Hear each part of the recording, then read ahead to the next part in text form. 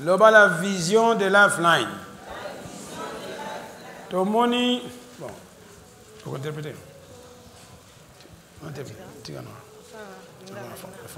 Français. Bon, tu as gagné temps. Là-bas, la vision de Lifeline.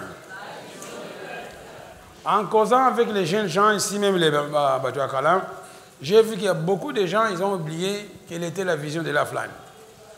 C'est pour cela qu'il y a beaucoup de confusion dans les têtes des fidèles. Répétez la vision de Lifeline.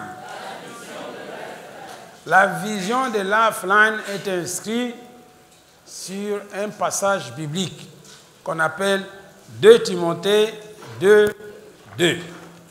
Répétez 2 Timothée 2, 2. 2 Timothée 2, 2. Il y a la vision de Lifeline et puis il y a les devises de Lifeline. Bon, tu n'as pas de cahier, tu n'as rien. Tu fais quoi? Tu es en train de méditer? Quoi? Tu n'as pas de cahier? Papa doit payer les cahiers. Mais les souliers, tu n'as pas oublié. Va chercher un cahier là. Il faut venir ici. Comment tu vas écrire?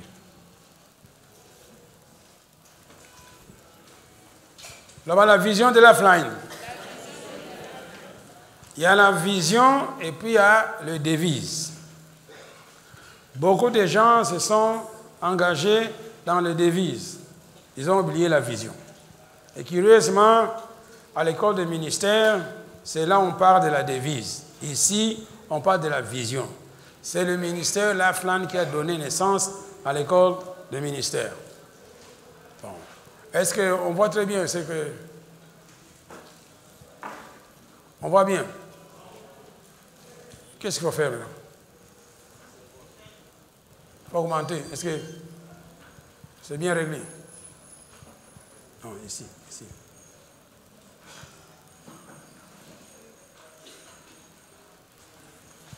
Je n'ai pas aussi.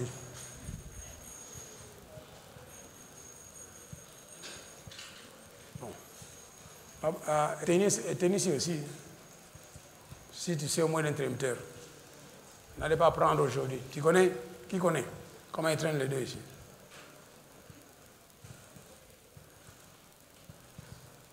Mais qui va éteindre ça?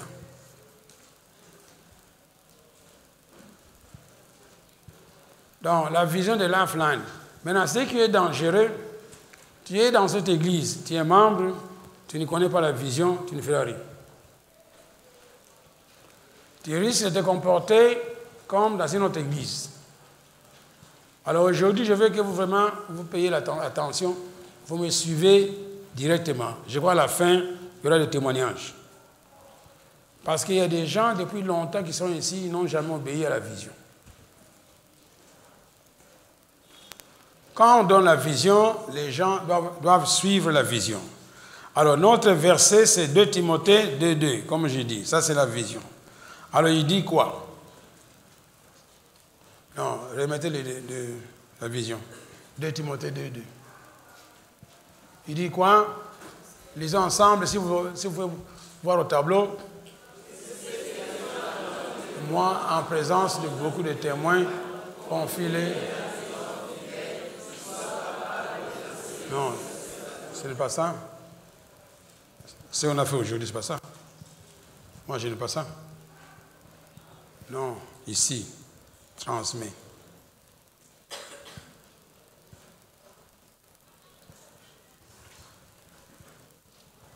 C'est ça, ici. Il n'y en a pas. Bon, c'est quelle Bible? Soit parole de vie. Qui a la parole de vie ici?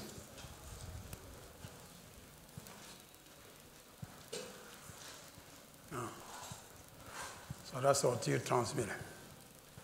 Qui a la Bible et parole de vie?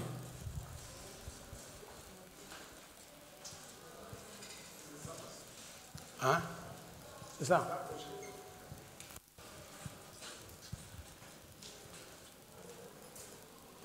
Non, c'est pas ça. Qui a dit ça? 30 000, non? Comment il a changé?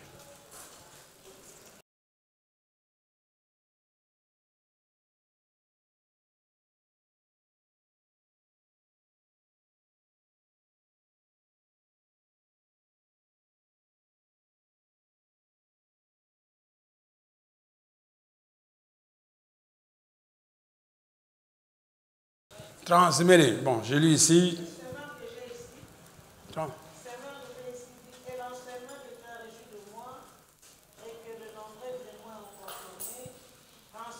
Wow, c'est ça qu'on cherche. Bon, lisez encore une fois. Et l'enseignement que tu as reçu de moi et que de nombreux témoins ont confirmé, transmets-le à des personnes dignes de confiance qui seront capables à leur tour d'en instruire d'autres. Bon, donc nous voulons bien comprendre les 2 Timothée 2:2. L'enseignement que tu as reçu de moi, Paul, et que de nombreux témoins, devant de nombreux témoins, ce n'est pas un enseignement que je t'ai enseigné en cachette, toi et moi. Non, c'est pas ça. Ça doit être public. Alléluia. N'allez pas raconter, oh, les passés m'ont enseigné ça. Si on était à 2, on ne parle pas de ça. On parle de tout le monde, devant tout le monde. L'enseignement que tu as reçu de moi et que de nombreux témoins ont confirmé, transmets-le. Répétez, transmets-le. Transmets-le. Transmets-le. Transmets-le. Transmets-le. Transmettre, c'est quoi? Transmettre, c'est quoi? C'est faire passer aux autres, n'est-ce pas? Donc, l'enseignement que tu as reçu de moi, Paul, transmets-les aux autres. Fais-les passer aux autres. Ces autres-là doivent être capables et fidèles, et à leur tour, eux aussi doivent transmettre ça à d'autres personnes. Répétez l'enseignement que j'ai reçu. Je dois les transmettre à d'autres, et aussi à leur tour. Il doit les transmettre aux autres. Ainsi, de génération en génération, l'enseignement que tu transmise, jusqu'aujourd'hui, tu peux lire la Bible parce que la Bible a été transmise de génération en génération. Est-ce que vous voyez ça? C'est la vision de la flamme. Alors aujourd'hui, tu vas te poser la question, depuis que tu es ici, tu as transmis l'enseignement à combien de personnes? Nous revenons à ce que nous disions pendant la semaine. Tu as déjà encadré combien de gens à la flamme? Aujourd'hui, tu vas me dire. Est-ce que tu es déjà occupé de quelqu'un pour lui transmettre l'enseignement que tu as? Puis le faire comprendre ce que toi tu as compris. Il y a des gens qui sont ici, même s'ils écoutent bien les enseignements et comprennent le français, mais les enseignements, ce n'est pas comprendre avec la tête. L'Esprit Saint doit te le révéler. Alléluia. Tu peux aider aussi quelqu'un à recevoir une révélation. C'est pourquoi nous sommes ici. Donc, 2 Timothée 2:2, l'enseignement que tu as reçu de moi, transmets cet enseignement à d'autres personnes. Et aussi, à leur tour, ils vont les transmettre à d'autres personnes, ainsi de suite, jusqu'à ce que Jésus revienne. Alléluia. Maintenant, B, la devise, c'est autre chose. C'est une pensée, bien une procédure. Donc, la vision, c'est différent de la devise. Par exemple, le Canada, c'est un pays, mais comme devise, j'ai entendu. Oui. Alors, je veux aujourd'hui que vous suiviez ce que je vais dire. Si tu vois que tu n'as jamais obéi à ça, alors corrige-toi, commence à obéir. Je n'ai pas besoin que tu te fâches. Tu peux te fâcher si tu veux, tu es libre. Je n'ai pas besoin que tu en parles. Oh, les lois n'ont pas été biso. Banda kalabati, n'a été agabatu. Alléluia. Donc, depuis longtemps, j'ai toujours enseigné les hommes. Je n'enseigne pas aux oiseaux, ni aux moustiques.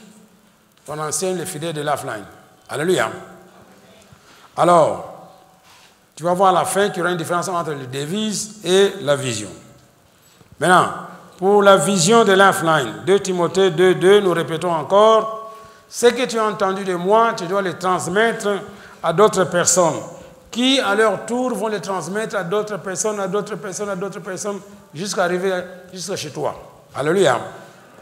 Maintenant, nous allons voir le cas de Jésus. Est-ce que Jésus a fait la même chose? Répétez, Jésus. Est-ce qu'il a fait la même chose? Est-ce que Jésus connaissait 2 Timothée 2:2? Il les connaissait bien, il ne les connaissait pas. Mais c'est lui qui a soufflé ça à l'Esprit Saint pour qu'on l'écrive. Donc Jésus, quand il était sur la terre aussi, il a marché selon quoi? 2 Timothée 2:2. Alléluia.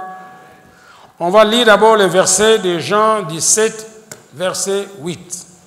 Jean 17, verset 8. Voilà ce que Jésus disait. Je vais maintenant aujourd'hui, les licenciés, les diacres, écoutez bien ce que c'est enseigné aujourd'hui. Si tu veux obéir, tu dois le faire. Si tu ne le fais pas, tu perds ton temps pour rien ici. Alléluia. Il n'y a pas de cadeau à donner que l'obéissance. Alors, Jean 17, verset 8. S'il y a moyen de voir. Bon, je crois que bientôt on va installer un autre projecteur. Nous cherchons des gens qui vont nous aider à monter là-haut. Est-ce que vous comprenez? Il est là, mais il faut des gens pour monter, pour les fixer. Alors, pardon? Mais là-bas. Bon, comme toi tu es géant, ça va, tu peux venir. Avec ta taille, tu vas atteindre.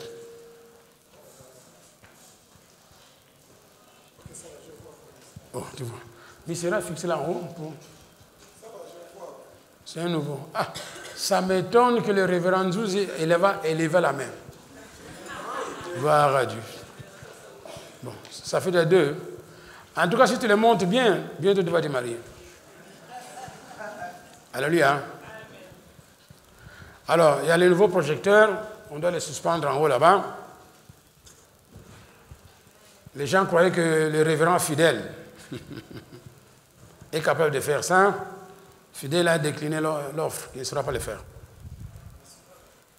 Ça va? Alors, on va chercher d'autres personnes. De toute façon, il ne sait pas le faire parce qu'il ne connaît pas la mécanique ni la menuiserie. Alléluia. Bon, pour aujourd'hui, souffrez seulement de lire. Je sais pas ce que vous pouvez lire aujourd'hui. Donc maintenant, on va prendre le cas de Jésus pour voir si Jésus aussi a respecté 2 Timothée 2:2. Répétez, Jésus a respecté 2 Timothée 2:2. Répétez, Jésus a respecté 2 Timothée 2:2. Bon, maintenant, il est prêt à rentrer au ciel. Il fait son rapport à Dieu le Père. Alléluia. De tout ce qu'il a fait sur la terre. Nous allons lire ce que Jésus a fait sur la terre. Il donne le rapport à Dieu le Père. Nous lisons dans Jean 17, verset 8. Lisons ensemble. Car je leur ai transmis fidèlement le message que tu m'avais confié et ils l'ont reçu. Aussi ont-ils reconnu avec certitude que je suis venu d'auprès de toi, et ils ont cru que c'est toi qui m'as envoyé. Est-ce que le verbe transmettre est dedans, oui ou non? Donc Jésus dit, car je leur ai transmis fidèlement le message que tu m'avais confié. Donc Jésus, avant de monter au ciel, il devait se rendre compte, être sûr que le message qu'il a reçu de Dieu le Père, il l'a transmis aux apôtres fidèlement. C'est ça qui lui a permis le droit de monter au ciel. Autrement, n'allez pas voir son ticket pour monter au ciel. Est-ce que vous me suivez? Donc, pour qu'il puisse monter au ciel, il devait terminer le travail qu'on lui a donné de transmettre la parole de Dieu aux apôtres. Répétez, Jésus a transmis fidèlement la parole de Dieu aux apôtres. Pourquoi? Pourquoi?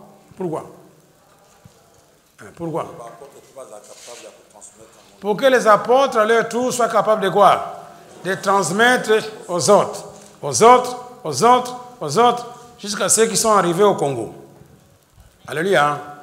Aujourd'hui, on va te dire, tu ne dois pas être seulement membre de l'Église, tu dois être quelqu'un qui transmet la parole de Dieu aux autres, même si tu n'es pas pasteur. Et si tout se limite seulement aux pasteurs, l'évangile n'est pas pour les pasteurs, l'évangile c'est pour tout le monde. Alléluia. Tu dois transmettre ce que tu as appris à l'église. Alléluia. Relisons encore Jean 17, 8 pour bien comprendre que ce que nous allons faire aujourd'hui, c'est ce que Jésus a fait. Hein? Jeune fille, tu transmets l'enseignement aux autres? Non. Facebook, WhatsApp. Là, vraiment, on fait tout. Pas selfie, tout le temps. Mais selfie, quand le banzambe, c'est la selfie. Hein? Relisons encore Jean 17, 8. Car je leur ai transmis fidèlement le message que tu m'as confié. Jésus déclare que lui a transmis aux apôtres fidèlement. Donc exactement le message que Dieu lui avait quoi? Transmis. Alléluia.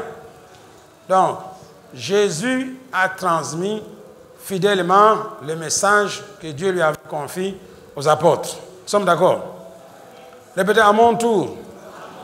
On m'a dit que je dois être quoi? Imitateur de Jésus. N'est-ce pas? Donc à mon tour, je dois transmettre quoi? Le message de Jésus fidèlement aux autres. Ça doit se passer de père en fils, de fils en père, de père en fils, ainsi de suite. Alors, nous allons voir ce que Jésus a fait. Répétez, première génération. Donc maintenant, on va parler de génération. Est-ce qu'il y a moyen de voir ça au tableau? Bon, je crois qu'on va imprimer. Répétez, première génération. Est-ce que vous comprenez génération? C'est-à-dire que la personne qui parle maintenant, c'est Jésus. Après lui, c'est les apôtres, deuxième génération. Après les apôtres, troisième génération, ainsi de suite. D'accord? Répétez, première génération. C'est Jésus. Répétez, c'est Jésus. Jésus a fait quoi? Répétez, Jésus a enseigné. Il a formé. Il a contaminé. Répétez, contaminé. Contaminé. Contaminé. Il y a des maladies qui sont contagieuses, n'est-ce pas? Ça se transmet d'une personne à une autre. L'enseignement aussi est contagieux. Donc Jésus a transmis l'enseignement aux apôtres, aux 12 apôtres. Répétez, Jésus a transmis l'enseignement aux 12 apôtres. Ça, c'est la première génération. Répétez, la première génération, c'est Jésus qui a transmis quoi? Les enseignements aux 12 apôtres. Nous venons de voir dans Jean 17, 8, il dit, car je leur ai transmis tout ce que tu m'as confié, fidèlement. Alléluia. Bon. Si tu ne crois pas ça, nous allons lire maintenant Jean 15, 15 pour confirmer ça. Lisons Jean 15, 15 pour confirmer ça. Je vois au tableau, on ne voit pas. Ouvrez ta Bible pour voir c'est vrai. Donc Jésus, après avoir enseigné, formé, contaminé les 12 apôtres, il a donné le rapport à Dieu le Père et puis il est monté au ciel. Avant de monter, il a dit, je ne vous laisse pas orphelin, je vous enverrai un autre consolateur qui est l'Esprit Saint, qui a été envoyé le jour de la Pentecôte. Maintenant, Jésus dit qu'il a transmis l'enseignement aux apôtres. Est-ce c'est vrai ou faux? Est-ce c'est vrai ou faux? Bon, forcément dire c'est vrai, il faut vous dire dans la Bible. Jean 15, 15. Tout le monde est là. Ouvrez la Bible, et puisqu'il n'y a pas moyen de vous lire au tableau, Jean 15, 15. Nous croyons seulement qu'on va arriver à acheter l'écran géant. Alléluia. Alors pour acheter l'écran géant, l'argent se trouve dans les poches de... Répétez, pour acheter l'écran géant, l'argent se trouve dans les poches de... Répétez, pour acheter l'écran géant, l'argent se trouve dans les poches de... Les jours ils voudront, ils vont cotiser pour l'écran géant. Alléluia. Répétez, quand on a un écran géant, nous devenons des géants. Nous devenons des géants. Parce qu'on a un écran géant. Bon, si vous n'êtes pas d'accord, ça c'est ton problème. Alléluia. Maintenant, nous voulons confirmer que Jésus, vraiment, il a transmis les enseignements que Dieu le Père lui avait confiés aux apôtres fidèlement avant de monter au ciel. Lisons Jean 15, verset 15. Alors, qu'est-ce qu'il est dit là-bas? Jean 15, verset 15. Lisons à haute voix.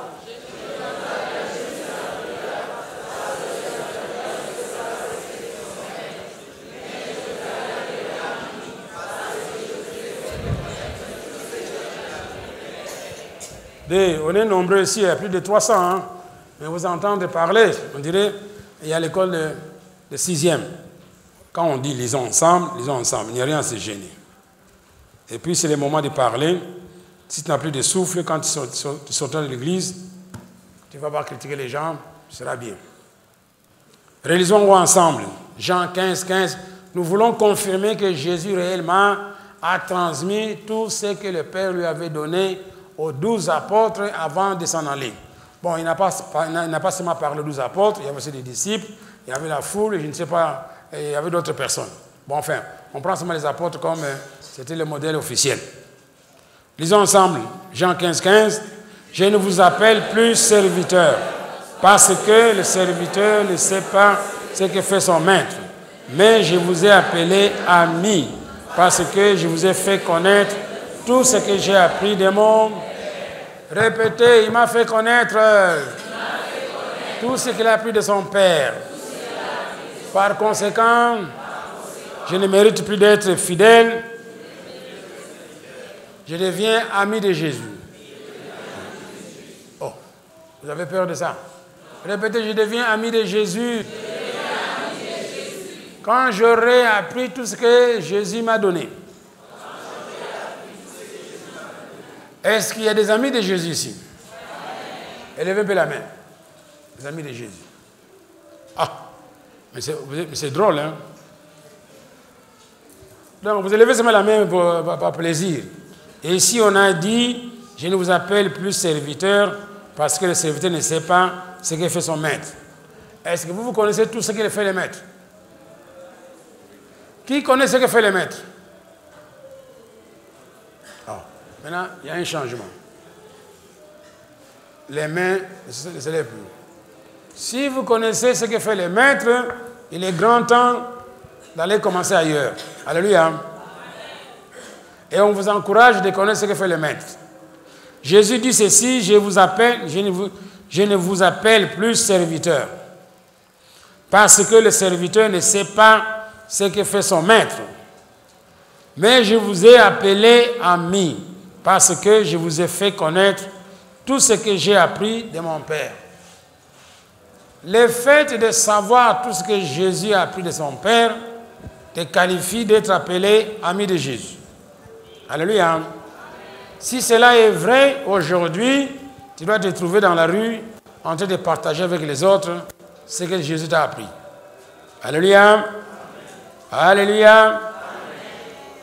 Alors, pour partager aux autres dans la rue ce que Jésus t'a appris, ça demande des sacrifices. Répétez ça, ça demande des sacrifices.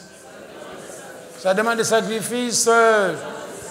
Répétez l'année 2020. Année de sacrifices, oui. On l'a déjà proclamé, non? Répétez, sans sacrifice, il n'y a pas de miracle. Sans sacrifice, il n'y a pas de miracle. Vous voulez des miracles, il faut des sacrifices. Répétez, demain, on commence les sacrifices. Répétez, on commence les sacrifices. Jeûne et prière. Pendant un mois. Voilà. Vous êtes prêts? Qui est prêt?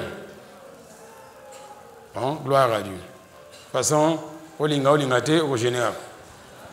Alléluia. Jeûne solennel. Jean 15, 13. Pour transmettre ce que Jésus t'a donné aux autres, ça demande des sacrifices. Alléluia. Tu dois donner ta vie. Tu dois faire des choses qu'on appelle qui ne sont pas confortables pour toi. Tu dois sortir pendant qu'il pleut pour aller quelque part enseigner les autres. Voilà. Les sacrifices commencent par là. Nous lisons Jean 15, verset 13, s'il est au tableau. On dit quoi? Lisons ensemble.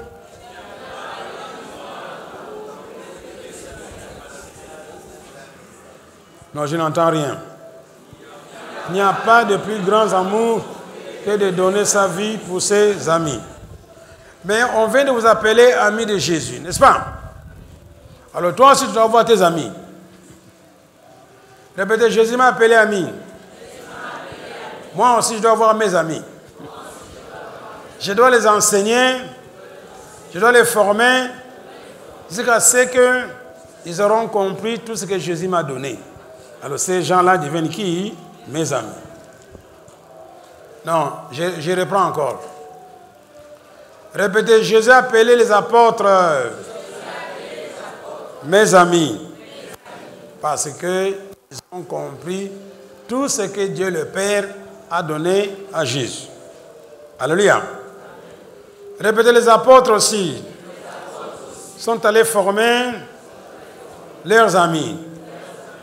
Ils ont enseigné, formé ces gens-là, tout ce que Jésus leur a donné à enseigner. Ils ont formé leurs amis. Alléluia.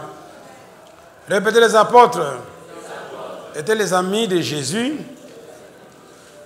Ce qu'ils ont enseigné sont devenus quoi? Les amis des apôtres, ainsi de suite. Alléluia. Est-ce que vous me suivez? Vous me suivez? Donc toi aussi, tu dois avoir des amis ici. Répétez, j'ai beaucoup d'amis ici. Je vais les former. Tout le temps, on entend la télévision.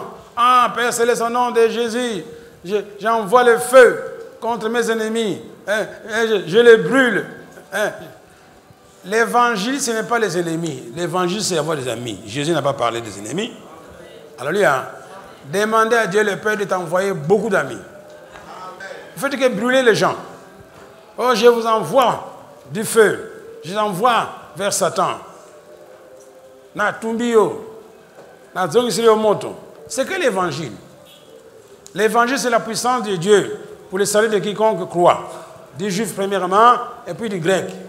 L'évangile, c'est le salut. C'est la puissance de Dieu pour le salut de quelqu'un qui croit. Alléluia. Pas l'évangile des gens qui sont brûlés. Il faut brûler les gens. Donc, si un pasteur commence à envoyer du feu aux gens, c'est ça, ce sont l'évangile à lui. Répétez, l'évangile de Dieu. C'est la puissance de Dieu pour le salut de quiconque croit. Donc, pour que les gens soient sauvés quand ils croient en Jésus. C'est ça l'évangile. Pas pour brûler les gens. Alléluia. Répétez, les apôtres sont devenus amis de Jésus. Qu'est-ce qui les a qualifiés à être amis de Jésus? Qu'est-ce qui les a qualifiés à être amis de Jésus? Volume. Qu'est-ce qui les a qualifiés à être amis de Jésus? Bon. Ils ont reçu l'enseignement de Jésus et ils l'ont compris. Alléluia. Alors, toi, à ton tour aussi, tu dois aller former tes amis. Mais comme tu n'as pas de cahier, tu n'as pas de bic, comment tu vas les former? Dans ta tête. Voilà. Donc, nous sommes obligés d'aller former les gens à notre tour. Nous, si tu es ami de Jésus, l'ami de Jésus doit aller former des gens alors à son tour. Ces gens-là seront ses amis à lui. Les amis de ces messieurs là-bas vont aller aussi former d'autres amis. Ainsi de suite, jusqu'à aujourd'hui. Jusqu'à ce que Jésus revienne. Il y aura toujours des amis. L'ennemi à l'église, on n'en parle pas. Mais on a toujours tendance de focaliser sur les sorciers, les féticheurs, ainsi de suite. Est-ce que Jésus t'a demandé de former des féticheurs? Il t'a demandé de former des sorciers? Il t'a demandé de former des amis. Alléluia. Mais s'il y a un sorcier à l'église, Dieu veut que la personne change, mais qu'on ne les chasse pas, qu'on ne les brûle pas. Alléluia. Toi, si tu as eu la chance, on aurait pu te brûler. Jésus ne veut pas la mort des méchants. Alléluia. Il veut quoi? Que les méchants changent, qu'ils vivent. Est-ce que vous me suivez? Il ne faut pas envoyer les gens au feu ni à l'enfer. Toi, tu n'es pas Dieu. Si tu veux comme ça, toi-même d'abord commencer à parler en enfer, toi-même. Alléluia. Répétez, première génération. C'était la génération de Jésus. Il a formé combien de gens? Bon, grosso modo, nous mettons à 12. Maintenant, les 12 vont faire quoi? Les 12 vont faire quoi?